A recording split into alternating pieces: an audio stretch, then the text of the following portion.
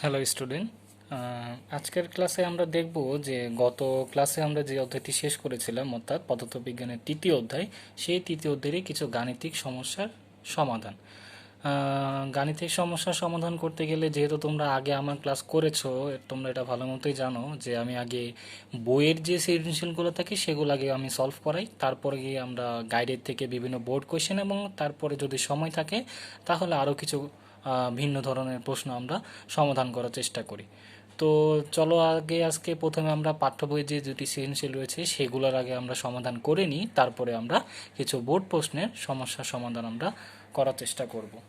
তো আজকের এই ক্লাসটা করতে গেলে তোমাদের দুইটি জিনিসের প্রয়োজন হবে, সেটা কি? খাতা কলম তো অবশ্যই, তার পাশাপাশি তোমাদের লাগবে তোমাদের যে পাঠ্য বইটি রয়েছে সেটি এবং অনুপম গাইড, যেটা আমি তোমাদেরকে বলেছিলাম সংগ্রহ করতে সেটি।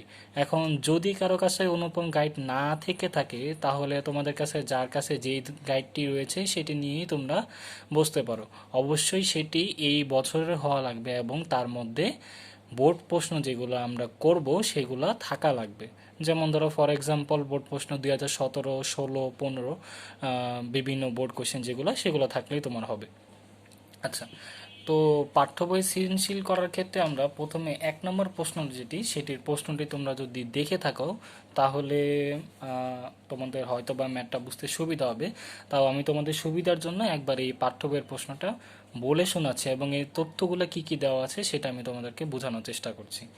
তো দেখো, পাঠ্য বই যে সৃজনশীলটি আছে সেটির মধ্যে বলা আছে ফারুক 10 কেজি ভরের একটি বাক্স একটি মেঝের উপর দিয়ে সমবলে টেনে নিল। বাক্স ও মেঝের মধ্যকার ঘর্ষণ বলের মান হলো 1.5 নিউটন। বক্সটিকে টেনে নেওয়ায় এর ত্বরণ হলো 0.8 মিটার/সেকেন্ড স্কোয়ার। এরপর বক্সটিকে ঘর্ষণহীন মেঝেতে একই বল প্রয়োগ করে টানা হলো। তাহলে দেখো যে এখানে ফারুক নামে যে ব্যক্তি আছে সে একটি বক্স যার ভর 10 কেজি সেটিকে একটি মেঝের ওপর দিয়ে টানার চেষ্টা করেছে, যেখানে বাক্স এবং মেঝের মধ্যবর্তী ঘর্ষণ বলের মান 1.5 নিউটন দেওয়া আছে এবং বাক্সের উপরে সে একটি বল প্রয়োগ করেছে।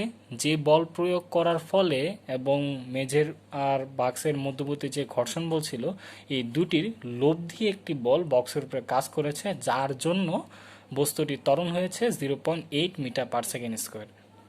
এখন আমাদের গয়ের প্রশ্নটিতে কি বলা হয়েছে? বলা হয়েছে প্রথম ক্ষেত্রে বাক্সটির উপর প্রযুক্ত বলের মান নির্ণয় করো। আচ্ছা, প্রথম ক্ষেত্রে আমাদের এখানে কি কি কাজ করছে? অবশ্যই বাক্সের উপরে একটা প্রযুক্ত বল যেটা ফারুক প্রয়োগ করেছে সেটি, এবং পাশাপাশি মেঝে এবং এই বাক্সের মধ্যবর্তী যে ঘর্ষণ বল সেটিও কাজ করেছে। আর এই দুইটি বলের লব্ধি যে বলটি সেটির ফলে বস্তুটি ত্বরান্বিত হয়েছে। তো এখানে বস্তুটির লব্ধি ত্বরণ এ ইজ ইকুয়াল টু কত? 0.8 মিটার/সেকেন্ড স্কোয়ার। বস্তুটির ভর M is equal to 10 KG. ঘর্ষণ বলের মান F is equal to 1.5 newton. আর প্রযুক্ত বলের মান আমরা ধরে নিলাম এফ। এখন যে যখন আমি তোমাদেরকে ঘর্ষণ বলের ক্লাস করিয়েছিলাম তখন আমি তোমাদের একটা সূত্র প্রয়োগ করে চেষ্টা করেছিলাম, সেটা কি? সেটা ছিল F minus F F is equal two F N. মানে কি, প্রযুক্ত বল থেকে ঘর্ষণ বলের মান বাদ দিলে যেটা থাকে সেটা হলো আমাদের লব্ধি বলের মান। আর F N is equal to আমরা লেখার চেষ্টা করেছিলাম এম এ। তাহলে F minus F F is equal to কী দাঁড়ালো? M A. এখন আমাদের এখানে লাগবে এফ এর মান, তাই আমরা এফকে এক পাশে রেখে বাকি সকল কিছুকে অন্য পাশে নিয়ে গেলাম। তার মানে এফ ইজ ইকুয়াল টু কী দাঁড়ালো? F A plus M A. এখন এফ এর দ্বারা আমরা ঘর্ষণ বলকে প্রকাশ করেছি যার মান 1.5 নিউটন দেওয়া আছে। বস্তুটির ভর দেওয়া আছে 10 কেজি এবং বস্তুটির যে লব্ধি ত্বরণ সেটি দেওয়া আছে 0.8 মিটার/সেকেন্ড স্কোয়ার। এটাকে একটু ক্যালকুলেশন করলেই আমাদের এফ এর মান চলে আসে 9.5 নিউটন। তার মানে কি দাঁড়ালো? বস্তুটির উপর প্রযুক্ত বলের মান 9.5 নিউটন। এটি প্রথম ক্ষেত্রে যেখানে আমাদের ঘর্ষণ বল কাজ করছে। এরপরে দেখো যে উদ্দীপকের যে প্রশ্নটি আছে সেইখানে শেষের একটা লাইনে বলা আছে এরপর বক্সটিকে ঘর্ষণবিহীন মেঝেতে একই বল প্রয়োগ করে টানা হলো।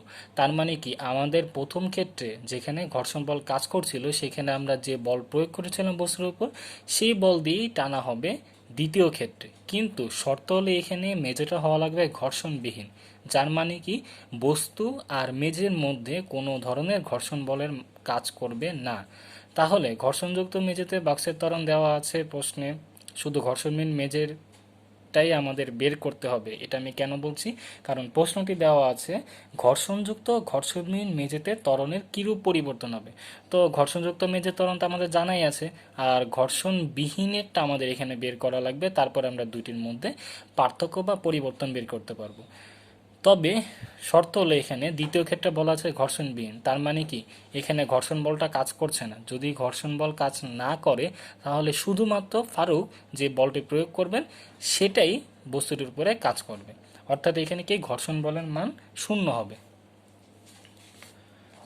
তাহলে অঙ্কের এখানে তথ্য কি কি দেওয়া আছে? এখানে ঘর্ষণ বলের মান F F is equal to 0 newton হবে, প্রযুক্ত বলের মান F is equal to 9.5 newton হবে, যেটা আমরা কি গ হতে পেয়েছি। বস্তুটির ভর M is equal to 10 kg হবে, আর এইখানে আমাদের ত্বরণ এ এর মান বের করতে হবে। তাহলে এখন আমরা কি জানি? F minus F F is equal to M A. F F এর মান যদি 0 নিউটন হয়ে যায় তাহলে কি এফ ইজ ইকুয়াল টু হয়ে যাবে এম এ। এখান থেকে আমরা এ ইজ ইকুয়াল টু কি লিখতে পারবো? F divided by M. মানে কীভাবে লিখতে পারলাম? এম এ ছিল, এম আর এ গুণ আকারে ছিল, তো এমটা যখন আমরা এই পাশে নিয়ে আসবো গুণ থেকে সেটা ভাগ হয়ে যাবে। তো এফ এর মান আমাদের 9.5 নিউটন দেওয়া আছে, ভর এম এর মান দেওয়া আছে 10 কেজি, যেখান থেকে আমরা এ এর মান পেতে পারবো 0.95 মিটার পার সেকেন্ড স্কোয়ার। তাহলে এখন ত্বরণের পরিবর্তনটা কীরকম দাঁড়ালো? প্রথম ক্ষেত্রে আমাদের ছিল 0.8 মিটার পার সেকেন্ড স্কোয়ার, দ্বিতীয় ক্ষেত্রে আমাদের 0.95 metre per second square. That means আমাদের পরিবর্তন হয়েছে 0.15 মিটার পার সেকেন্ড স্কোয়ার। এখন কথা হলে পরিবর্তনটা কৃষির দিকে হয়েছে? অবশ্যই বৃদ্ধির দিকে হয়েছে। তাহলে এটা কি দাঁড়ালো? ঘর্ষণবিহীন মেঝেতে ঘর্ষণযুক্ত মেঝের তুলনায় ত্বরণ 0.15 মিটার পার সেকেন্ড স্কোয়ার বৃদ্ধি পাবে। আশা করি এই ম্যাথটি তোমাদের মাথায় ভালো মতোই ঢুকেছে বা বুঝতে পেরেছো তোমরা। তাহলে আমরা একটা কাজ করি, আমরা পরবর্তী যে ম্যাথটি রয়েছে সেটিতে চলে যাওয়ার চেষ্টা করি। তো পরবর্তী ম্যাথের প্রশ্নটা কি? উদ্দীপকটা দেওয়া আছে এরকম: সরলরৈখিক পথে গতিশীল 5 কেজি ভরের একটি বস্তু 5 মিটার পার সেকেন্ড বেগে অপর আর একটি বস্তুকে আঘাত করে দ্বিতীয় বস্তুটির ভরবেগ 4 কেজি মিটার পার সেকেন্ড পরিমাণ পরিবর্তন করে। এই সংঘর্ষের পরে উভয় বস্তুর ভর অপরিবর্তিত থাকে।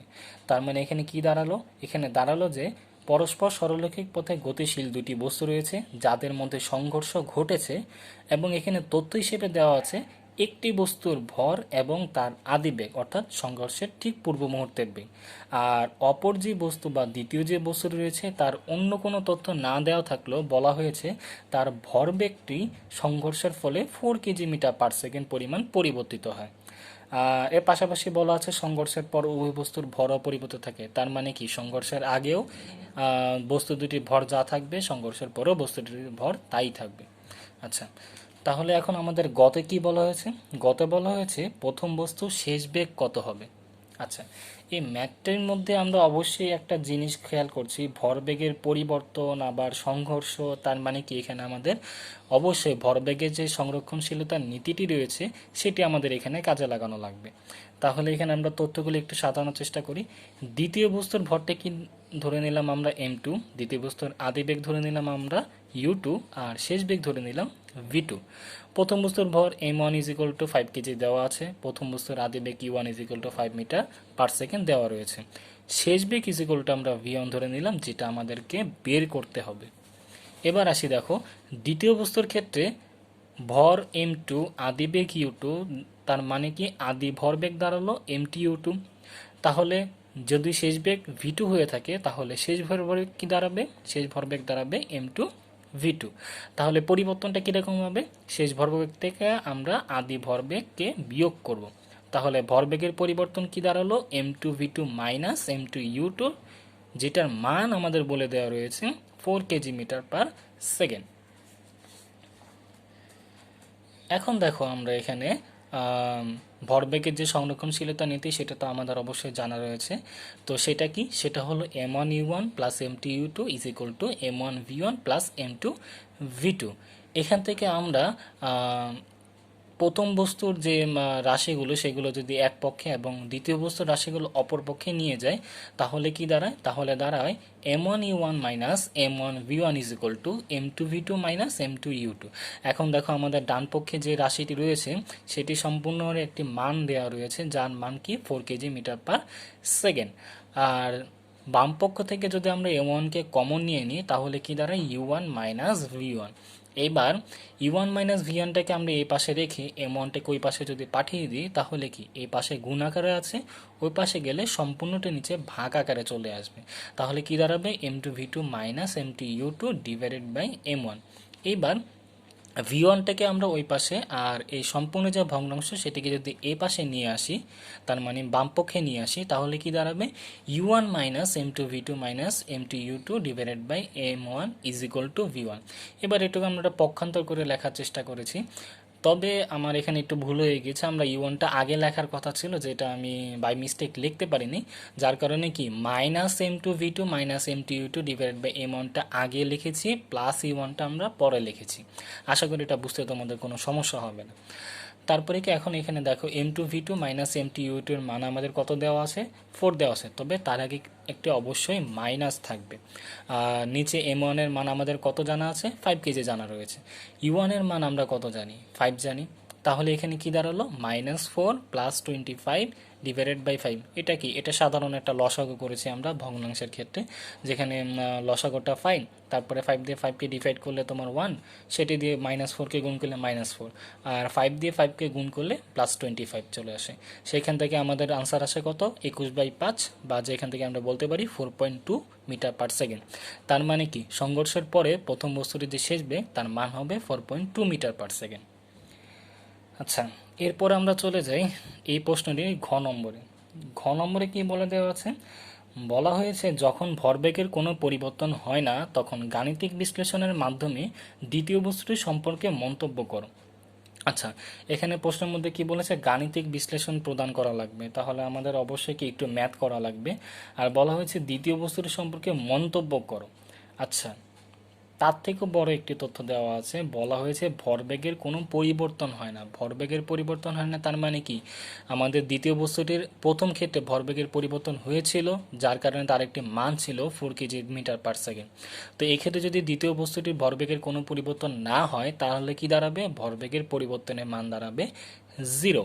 তাহলে এখন যদি দ্বিতীয় বস্তুর আদিবেগ u2 মিটার পার সেকেন্ড, শেষ বেগ v2 মিটার পার সেকেন্ড যদি হয়ে থাকে m2 কেজি, তাহলে এর আদি ভরবেগ কত হবে m2 u2, শেষ ভরবেগ দাঁড়াবে m2 v2, আর ভরবেগের পরিবর্তন দাঁড়াবে m2 v2 minus m2 u2। যদি ভরবেগের পরিবর্তন না হয়ে থাকে তাহলে আমি কি বলেছি, ভরবেগের পরিবর্তনের মান 0 হবে, অর্থাৎ m2 v2 minus m2 u2 is equal to 0 হবে। এবার এখান থেকে আমরা যদি m2কে কমন নিয়ে নিই তাহলে কি লিখতে পারবো, m2 into v2 minus u2।